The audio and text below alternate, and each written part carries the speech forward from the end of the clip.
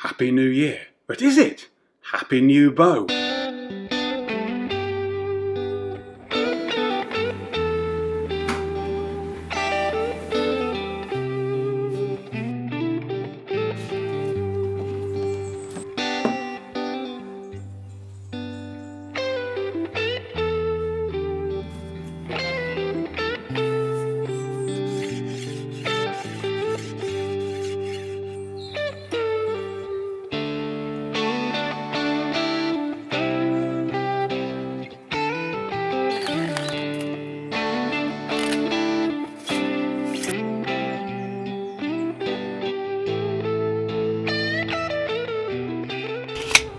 So this is a stem of elder Sambucus nigra. It's a bush that's common throughout the UK and Western Europe. In fact, it's a bit of a nuisance. It grows absolutely anywhere and many people hate it.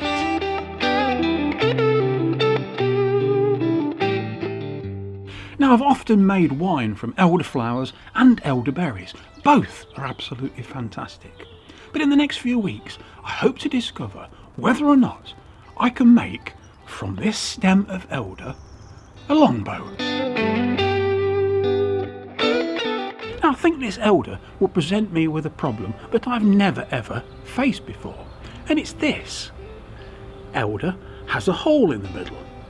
It's a central core of soft pith. Now that it's partly seasoned, it's all gone, so I'm just left with a hole. I wonder how I'll get on with that.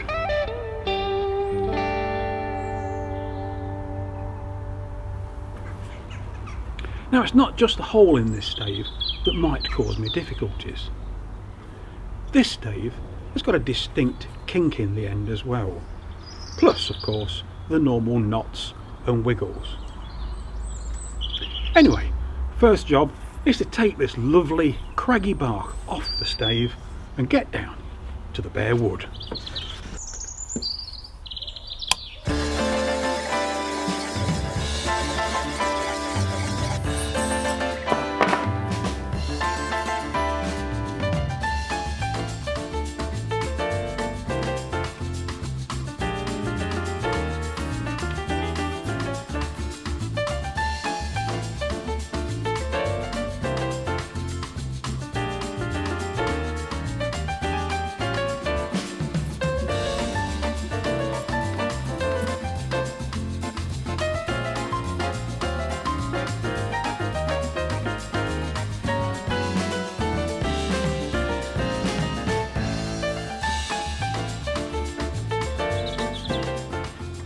Elder is really easy to find. Whether or not I'll make a good bow out of it is another question, but there's plenty out there. But it rarely grows in long straight stems like this. As I said before, it's a bit of a nuisance. It grows anywhere. It can grow in gutters, in ditches, wasteland, untended woodland. It can be a real nuisance if you're trying to control the environment. But I like it actually. It's one of my favourite hedgerow bushes.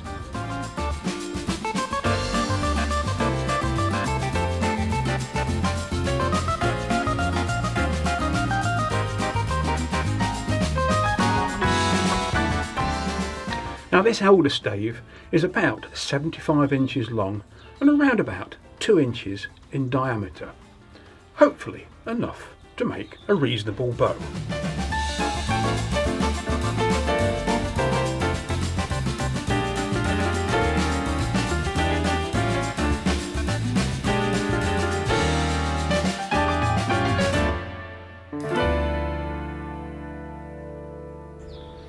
So here's my crudely debarked elder stave. My next problem is to try to figure out whereabouts in this stave a bow might lie. This, for me, is always a challenge. It's like being a beginner all over again.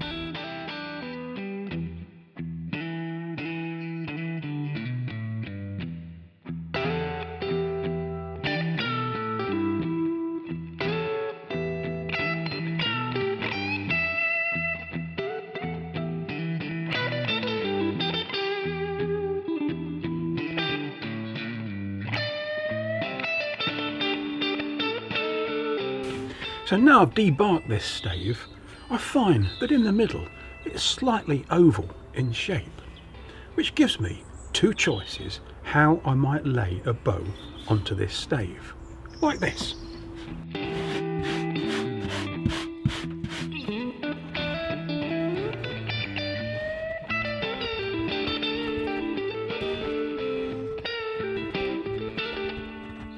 But when I look at the stave, this kink here tells me there is only one possible way that I can try to lay a bow out in this stave, and that is with the bow lying on the flatter side of the oval.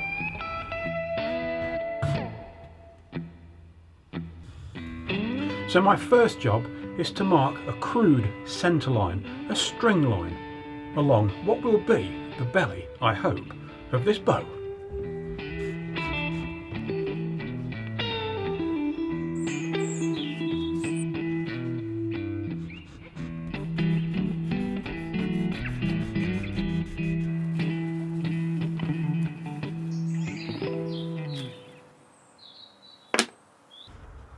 Using the centre line as a reference point, I've now marked along the side of the stave here and on this side as well. These are the lines that I'll start cutting down to.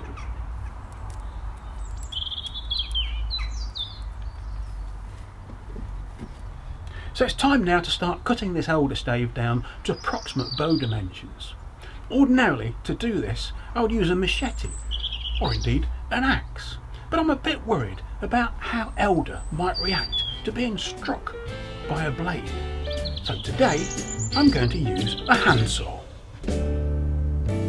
Some might say that I'm a loner, but I just call it being free.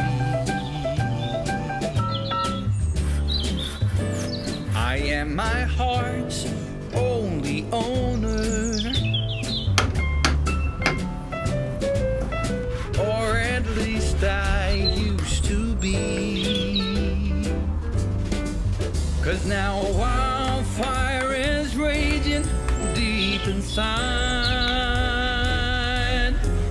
and my heartstrings are pulling like the tide.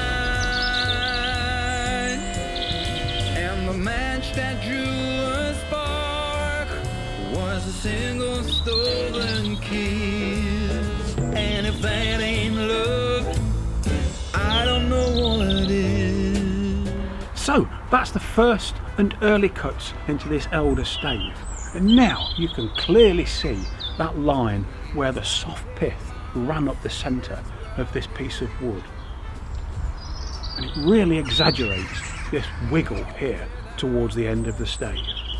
That, for me, will be a real challenge. By these high walls I've been surrounded. So the only part of this stave I've not yet cut into is this bit, the middle, the grip, the centre of this bow. I'm going to leave that until much later on and then work it down into a handle shape. Currently it's way too thick. If you've got your own piece of elder, please don't make the mistake of copying what I'm doing. This for me is an experiment. I've never made a bow from elder before. In fact, I've never made a bow like this before. So it's an adventure. It could be, for me, a disaster waiting to happen. I don't know what it is. That ain't